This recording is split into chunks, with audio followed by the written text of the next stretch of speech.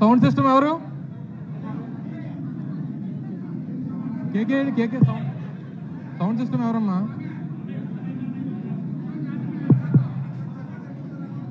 అన్నీ వెళ్ళిపోతారు.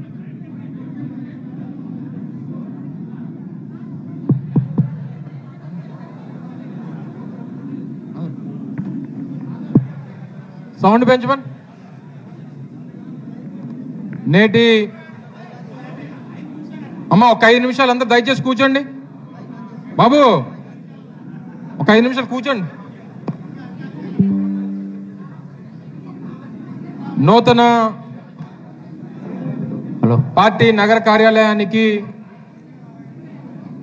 ప్రారంభోత్సవానికి విచ్చేసినటువంటి ఉత్తరాంధ్ర పార్టీ రీజనల్ కోఆర్డినేటర్ అయినటువంటి పెద్దలు గౌరవ రాజ్యసభ సభ్యులు విజయసాయి రెడ్డి గారు, అరకు పార్లమెంట్ సభ్యులు సోదరిమణి తనుజరాణి గారు, నగర మేయర్ అయినటువంటి సోదరిమణి గొలగాని హరివెంకట కుమారి గారు, అనకాపల్లి జిల్లా పార్టీ అధ్యక్షులు పెద్దలు మాజీ ఉప ముఖ్యమంత్రి వర్యులు ముత్యాల నాయుడు గారు, మాజీ ప్రభుత్వ విప్ అయినటువంటి పెద్దలు ధర్మశ్రీ గారు, పార్టీ దక్షిణ నియోజకవర్గ సమన్వయకర్త మాజీ శాసనసభ్యులు గణేష్ కుమార్ గారు, మాజీ శాసనసభ్యులు పశ్చిమ నియోజకవర్గ సమన్వయకర్త సోదరులు విజయప్రసాద్ గారు, అలాగే ఉత్తర నియోజకవర్గ సమన్వయకర్త సోదరులు కేకే రాజు గారు, గౌరవ శాసన మండలి సభ్యులు వరదు కళ్యాణి గారు, రఘుబాబు గారు, మాజీ శాసనసభ్యులు వెంకటరామయ్య గారు, వెంకట్రావు గారు, వేదిక మీద ఉన్నటువంటి గౌరవ మాజీ కార్పొరేషన్ చైర్మన్లకు, పార్టీ సీనియర్ నాయకులకు, కార్యక్రమానికి విచ్చేసినటువంటి గౌరవ కార్పొరేటర్లకు, గతంలో ప్రభుత్వంలో వివిధ హోదాల్లో పనిచేసినటువంటి కార్పొరేషన్ డైరెక్టర్లకు, అలాగే పార్టీ సీనియర్ నాయకులకు అందరికీ కూడా హృదయపూర్వకంగా నమస్కారాలు తెలియజేసుకుంటూ ఉన్నాం. అలాగే సమావేశానికి విచ్చేసినటువంటి పత్రికా మిత్రులు, మీడియా సోదరులు, పార్టీ అభిమానులు అందరికీ కూడా హృదయపూర్వకంగా స్వాగతం పలుకుతూ, ఈరోజు విశాఖపట్నం జిల్లా నగర కార్యాలయాన్ని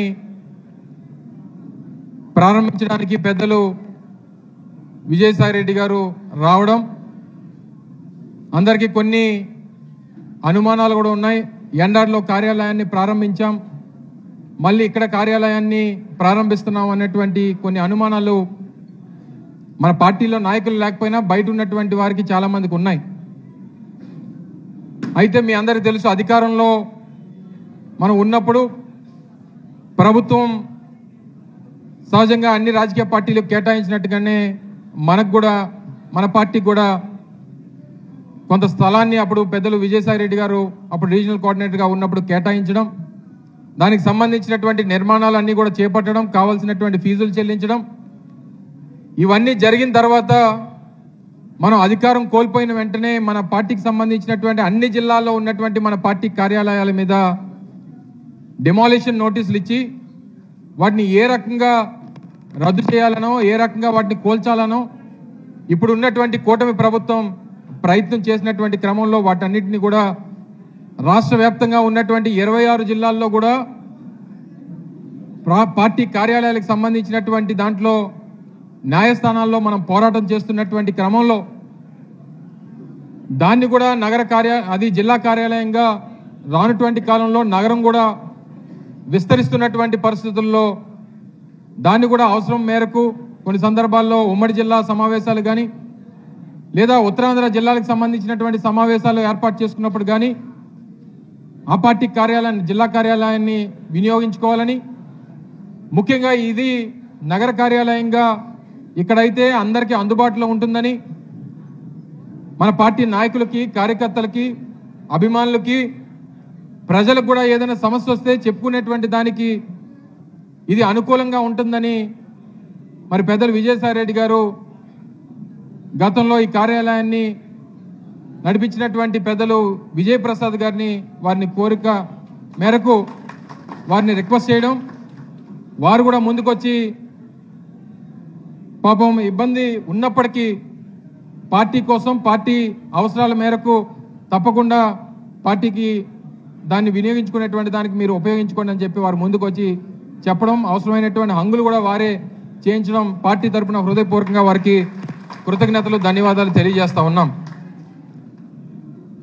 నేను అనేక సందర్భాల్లో చెప్పాను, పార్టీ దయచేసి అందరూ నిశ్శబ్దంగా ఉండాలి. ఎవరైనా మాట్లాడుకోవాలనుకున్నటువంటి వారు బయటికి వెళ్ళి మాట్లాడుకోవచ్చు. దయచేసి అందరూ కూడా నిశ్శబ్దంగా ఉండాలి.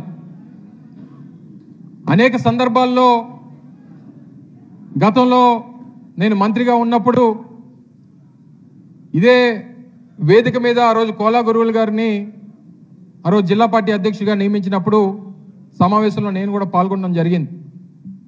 ఆ రోజు మాట్లాడినప్పుడు చెప్పాను, నాకు మంత్రిగా కన్నా జిల్లా పార్టీ అధ్యక్షుడిగా నేను ఎక్కువ సాటిస్ఫాక్షన్ పార్టీకి పనిచేసినటువంటి దాంట్లో నేను పొందాను.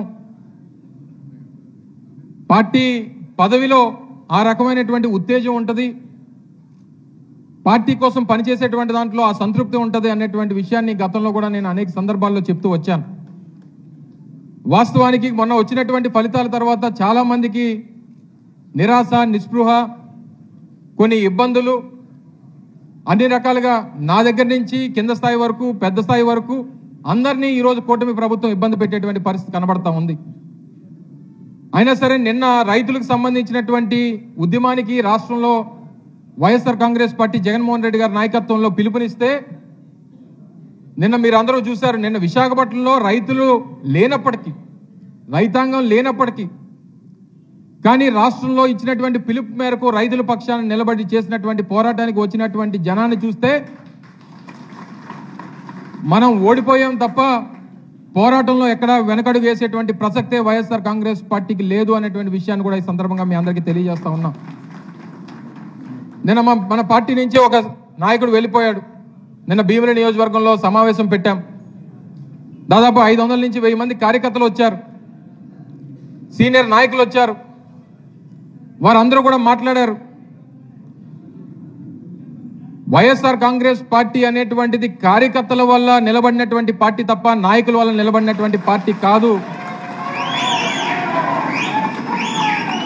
కానీ నిన్న మాట్లాడినప్పుడు కూడా ఒక విషయం చెప్పా. కానీ ఏదైతే 2009 నుంచి రాజశేఖర రెడ్డి గారు భరణించిన దగ్గర నుంచి 2019 వరకు పార్టీ కోసం కష్టపడి పనిచేసినటువంటి కార్యకర్తల్ని ఇది చెప్పక తప్పదు, ఇది అక్షర సత్యం, నిజం. ఇది విషయం జగన్మోహన్ రెడ్డి గారి దృష్టిలో కూడా పెట్టడం జరిగింది. గడిచినటువంటి 5 సంవత్సరాల్లో మనం కార్యకర్తలకి ఏదైతే గౌరవం వారు కోరుకున్నారో, అధికారం వస్తే ఏ రకంగా మేము ఉండాలని చెప్పి ఆశించారో అది మనం ఇవ్వలేకపోయాం అనేటువంటి బాధ ఈరోజు కార్యకర్తల్లో ఉంది. దాన్ని తప్పకుండా రానటువంటి కాలంలో దాన్ని సరిదిద్దుకోవాల్సినటువంటి అవసరం వైఎస్ఆర్ కాంగ్రెస్ పార్టీ నాయకత్వం మన మీద ఉంది అనేటువంటి విషయాన్ని కూడా నేను వాళ్ళతో చెప్పడం జరిగింది. వ్యవస్థలు తీసుకొచ్చారు జగన్మోహన్ రెడ్డి గారు. రాష్ట్రంలో 75 సంవత్సరాలు స్వతంత్రం వచ్చిన తర్వాత, దేశంలో స్వతంత్రం వచ్చిన తర్వాత ఈ రాష్ట్రంలో జగన్మోహన్ రెడ్డి గారు తీసుకొచ్చినటువంటి మార్పులు బహుశా నాకు తెలిసి ఈ రాష్ట్రంలో ఏ ముఖ్యమంత్రి కూడా తీసుకొని రాలేదు. బహుశా అదే మనం చేసినటువంటి తప్పేమో. ఒకేసారి వ్యవస్థల్లో ఇన్ని మార్పులు తీసుకురావడం అనేటువంటి ప్రజలకు నచ్చలేదేమో, లేదా ఎక్కువ ప్రజలకి సంక్షేమాన్ని అందించేటువంటి ప్రక్రియలో దాదాపు 2,70,000 కోట్ల రూపాయలు పేదలకి సంక్షేమాన్ని అందించాం. మనం 3.5 లక్షల కోట్ల పైచీలకు అప్పులు చేశాం. మన ప్రభుత్వంలో 2,70,000 కోట్ల రూపాయలు సంక్షేమాన్ని అందించాం.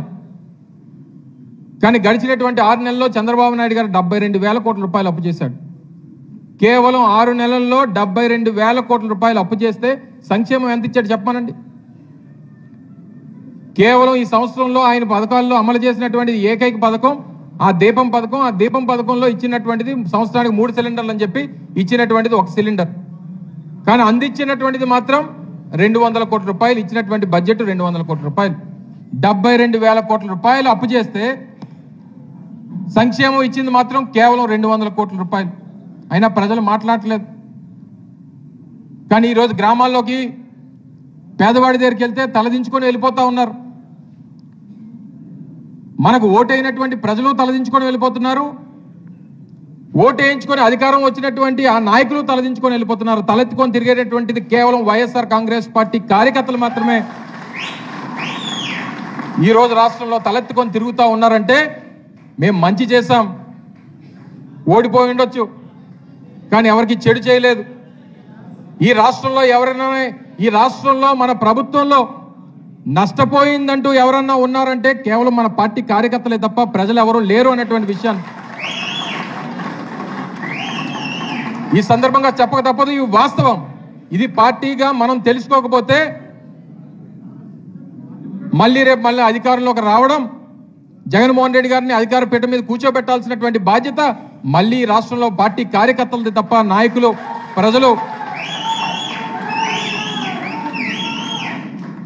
తప్పకుండా రానటువంటి కాలంలో వాస్తవంగా ఉన్నటువంటి 26 జిల్లాల్లో మొన్న వచ్చినటువంటి ఫలితాలు చూస్తే అత్యంత నష్టపోయినటువంటిది, ఎక్కువ నష్టపోయినటువంటిది పార్టీ విశాఖపట్నం జిల్లాలోనే. నాకు 95,000 మెజారిటీ, నాకు కాదు, అవతలవానికి. భీముల్లో 92,000, మా గణేష్ కుమార్ గారికి దగ్గర 60,000, ఈస్ట్లో 70,000. పెద్దలు, శాసనమండలి ప్రతిపక్ష నాయకులు, గౌరవ మాజీ మంత్రివర్యులు శ్రీ బొత్స సత్యనారాయణ గారిని